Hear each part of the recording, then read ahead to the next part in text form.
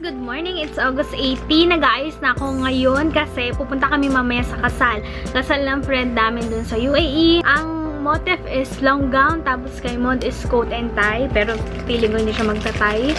Tapos, nakuha na din pala namin kaninang morning yung gown na pinag-dry clean. So yun, sorry naman si ate kasi yun nga, maaga siya nag-close kaya hindi niya nabigay kahapon yung gown. So yun. Dahil hindi ako guys makakapag-makeup and hindi ako makakapag-review ng brushes ni Ann Clothes. Hindi ko siya guys mare-review. So, ipapag-giveaway ko na agad-agad yung isang set. So, kompleto to guys ha. Ito siya oh. Never been used. Yan. Actually, ngayon ko lang siya nakita. Kasi hindi ko pa siya ino-open. Kasi yun nga, i-review ko sana. Pero, yan. Kompleto siya. Para hindi tayo magkalituhan guys, ilalagay ko lahat sa description box. Yun, ha? Yun, medyo haggard kasi ako kagabi nung shinare ko ito about this one. So, inulit ko lang ulit. Pag hindi na-claim, pipili ako ulit. Yun nga, may kasal kami na pupuntahan mamaya. Nagkilay ako kahit bawal. Nag-powder ako talagang tap. Tapos yung mata ko nakaganyan. Para hindi mapunta yung parang powder niya. Ganyan lang. Tapos moisturize ng lips and lip stain. Lip stain lang din yung sa cheeks ko. Wala akong eye makeup. Kahit gusto ko mag-mascara. Yun talaga guys yung favorite ko. Kilay mascara okay na ako eh. Pero wala akong mascara today. Plano ko din mag-false eyelashes dito sa kasal na pupuntahan namin. Pero wala. Kahit ano wala sa mata. So simple lang tayo guys ngayon. And mas okay na yung nag-iingat kesa magmaganda ako dun tapos yung mata ko naman yung mapahamak, diba? So, kung ano lang yung pwede. Actually, ito hindi rin na pwede. Pero, yeah, patap-tap lang naman and very, very light lang. Ang gagawin ko guys ngayon is magkukulot ako ng sarili. Magkukulot ako ng hair ngayon. Ayan, nagulat si Mod nung tapos na ako maligo. Kasi siya dapat ang magpapaligo ng hair ko. So, ginawan ko na lang ng paraan. Kasi busy siya, nanonood siya doon ng, ano ba yun? Sina Iron Man doon sa baba. So, hindi ko na siya inistorbo.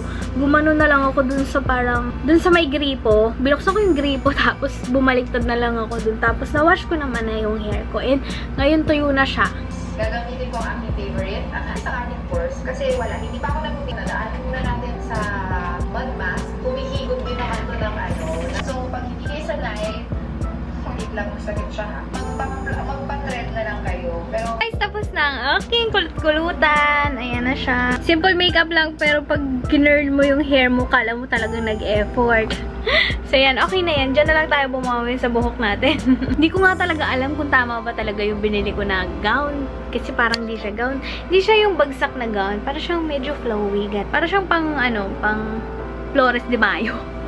Ready na ako, guys. Si Mod na lang nagme-medyas pa. And, dapat ibibigay ko to, guys, tong bag na to. Pero wala akong nabiling bag. So, wala din ako magagamit. Kaya, ayan, mamaya mag-what's in my bag na lang ako. Sobrang konti lang ng laman ito. Tapos, ito yung ating gown. Nga, alam talaga kung gown to. Pero, ang cute niya, ha? Ako para siyang pambata. Pero, hindi naman pala.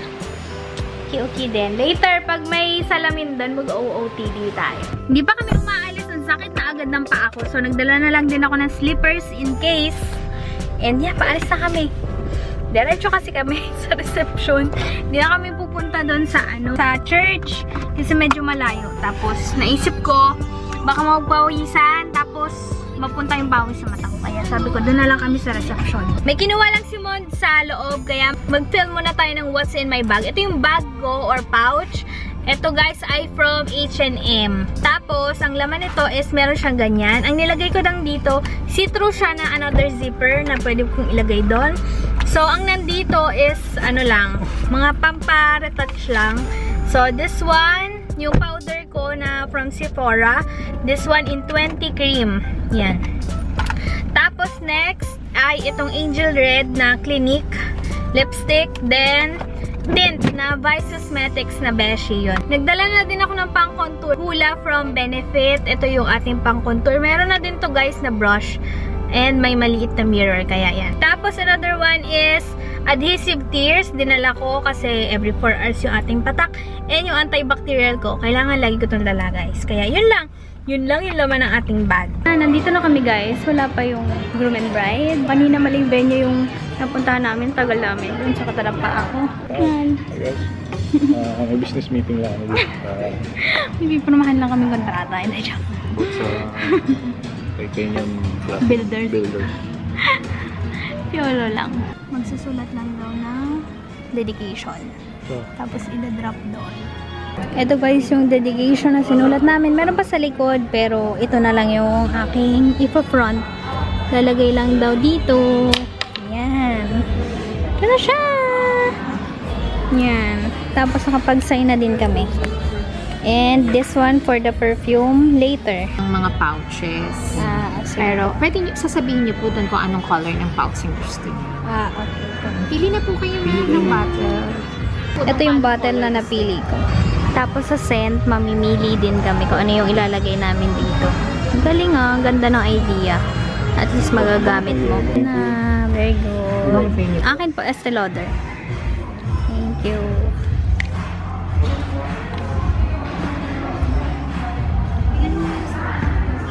Yay! Cute talaga ng part na to. Pang Instagram.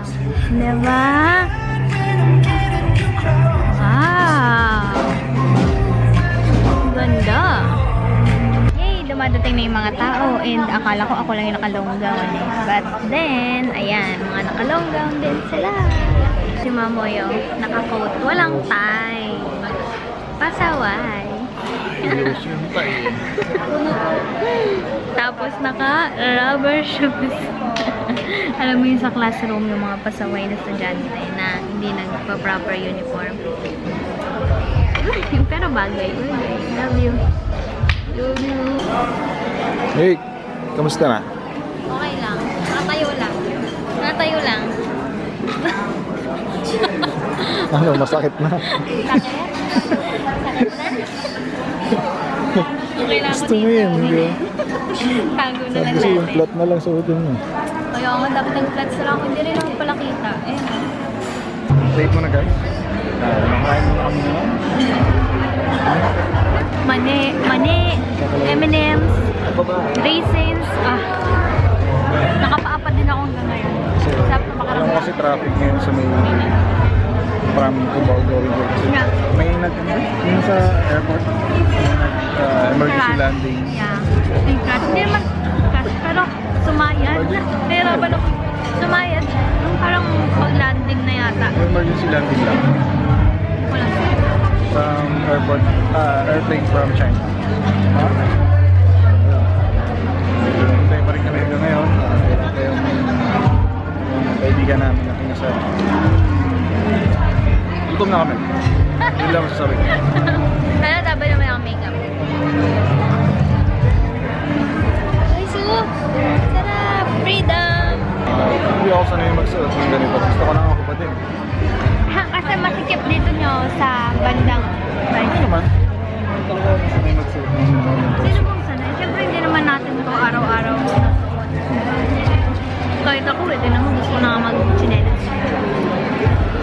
Pag naging na lang ako siguro. Naging businessman na lang. Pag may babuyan. Mag-good tayo sa babuyan. Congrats, Pat! Ayan. Ay, picture. Wait lang. Yeah, dance with you. May dance with you. Mag-moment tayo dito. Number na tayo? 5?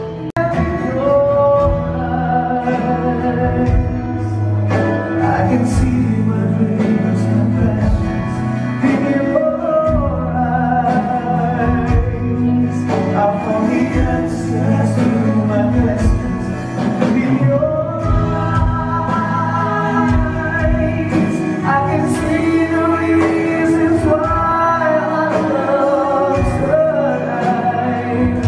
Nakapasok na kami guys. Nakaupo na din kami. Table 5. And sobrang ganda guys. Maganda doon is malapit tayo sa buffet. Sabi ko nga kayo mo naiiyak ako. Parang feeling ko event ko to eh. Kakain muna tayo. Gutom lang to. Tara na. Ito mo siya oh. Ayaw magpapigil oh.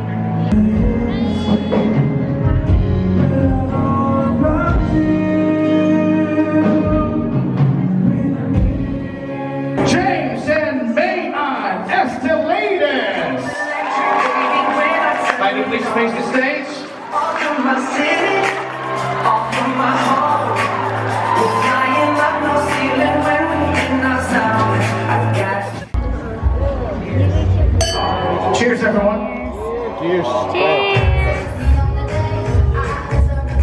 Ginamit ko tong lipstick. 24 Kiss Mark. What you think, sir? Very good.